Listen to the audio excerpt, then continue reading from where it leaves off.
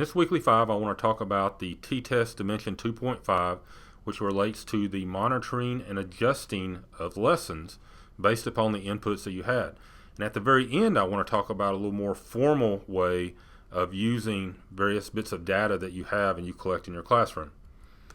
Now, first of all, this dimension talks about the teacher formally and informally collects, analyzes, and uses student progress data and makes needed lesson adjustments. And when you see that when it goes from proficient to distinguished, it just takes that to a new level. Is that ultimately what you're going to do is find multiple ways of being able to collect input from students to determine whether they get it or not. And if they don't get it, you either adjust instruction or the activities to help them better understand what they need to understand. And in doing that, you want to find ways where you're getting input from the students that can be kind of discrete.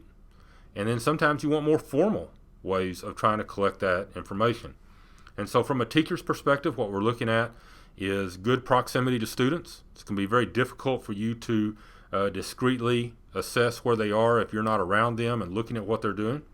You want to make sure you gather data in other ways. So you may have more formal mechanisms for understanding whether or not they understand the standards that they're being taught. If there are problems, you want to be able to modify instruction and then continually check for understanding so that you can try to address any gaps before they get to be too big. As an administrator walking in, you want to see that that teacher is continually moving around the room and checking on things. A teacher's just simply not going to be able to have the impact they're looking for if they're sitting behind a desk. You want to see that if there are problems someplace, that lesson adjustments take place, and then that there are multiple ways to be able to determine whether the student understands the standards as they need to. Now, all that being said, I think a more formal way, and something that I often tell teachers, that if you do this, your principal will love you. Because although authentic learning and very active classrooms are important, and none of this is to eliminate that, one of the things that a principal wants to see is that the student understands it in the way in which that student is going to be held accountable at the end of the year.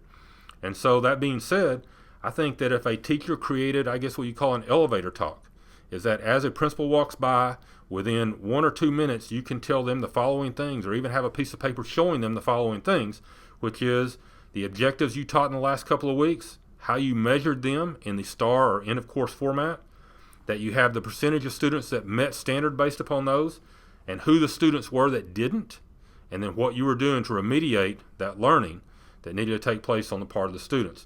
And if you can do that in just a couple of minutes every couple of weeks with your principal, I'm going to tell you something, your principal is going to love you. Now, this, what I'm telling you right here, is a little bit outside the classroom, but is definitely related to monitoring students' progress and making sure that we take action to ensure that they understand the standards in the way in which they need to do it. Here at UT Tyler, we want to be a part of your ultimate professional development. Let us know what we can do.